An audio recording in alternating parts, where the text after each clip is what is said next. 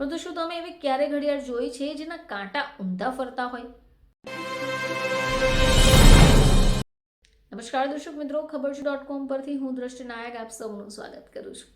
દર્શક મિત્રો, જો તમને એવો પ્રશ્ન પૂછાય કે ઘડિયાળના કાંટા કઈ દિશામાં ચાલે છે, તમને એમ થશે કે આ કેવો પ્રશ્ન છે. એક જ સીધી દિશા હોય જેમાં જ આ કાંટા ફરતા હોય છે. પરંતુ શું તમે એવી ક્યારે ઘડિયાળ જોઈ છે જેના કાંટા ઊંધા ફરતા હોય? તો સૂર્યની ફરતે પૃથ્વી સહિતના ગ્રહો કે ન્યુક્લિયસની ચારે તરફ પ્રોટોન, ઇલેક્ટ્રોન અથવા ન્યુટ્રોન પણ ઘડિયાળના કાંટાની વિરુદ્ધની દિશામાં ફરે છે. હવે પ્રકૃતિની દિશા જ જમણીથી ડાબે બાજુની છે, ત્યારે એક એવી અનોખી ઘડિયાળ પણ ઘણું બધું કહી જાય છે. તો છેલ્લા થોડા સમયથી આદિવાસી ઘડિયાળ ચર્ચાના કેન્દ્રનો વિષય બની ગઈ છે. હવે એવું શા માટે? એમાં તો એવું શું હશે? મિત્રો, આ ઘડિયાળ એટલા માટે વિશેષ છે કારણ કે એના કાંટા ઉલટા ફરે છે. હવે આ આદિવાસી ઘડિયાળને કુદરતી ઘડિયાળ પણ કહેવાય છે, જે કુદરતના નિયમને અનુસરે છે.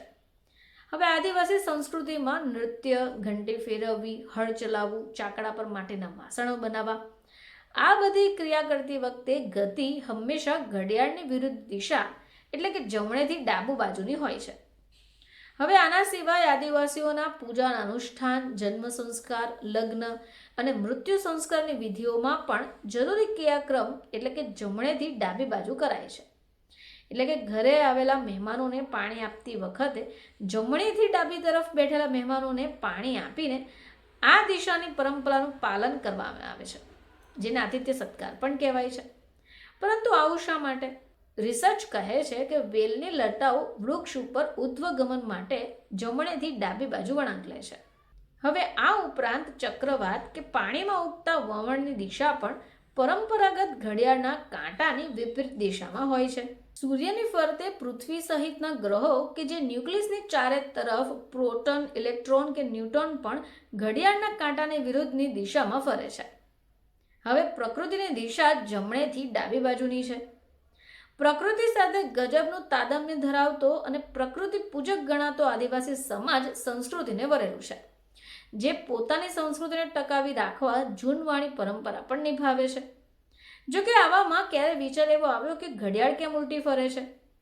આદિવાસી ઘડિયાળ જ પ્રકૃતિના નિયમને આધારે ફરે છે અને આપણા ઘરમાં રાખેલી પરંપરાગત ઘડિયાળ ખરેખર તે ઉલટી દિશામાં ચાલે છે. એવું કહેવાય છે કે વીતેલો સમય પાછો નથી આવતો, પરંતુ સમયને પોતાની મુઠ્ઠીમાં કરવાની મહેચ્છાથી જ કદાચ ઘડિયાળની રચના થઈ હશે. પરંતુ આદિવાસી ઘડિયાળમાં 9 વાગતા પહેલા જ 10 વાગે છે. 1, 2, 3 અને 12 ના પરંપરાગત આંકડાને બદલે તેઓ ઉતરતા ક્રમમાં એટલે કે 12, 11, 10, 9 આવા ક્રમમાં ગોઠવાયેલા અંકો અને વિરુદ્ધ દિશામાં ફરતા કાંટા ઘડિયાળના કાંટા એક ઘડિયાળની જ વિશેષતા છે. ફરીથી તમારી સમક્ષ હાજર થઈશું. ત્યાં સુધી જોતા રહેજો ખબર છે .com.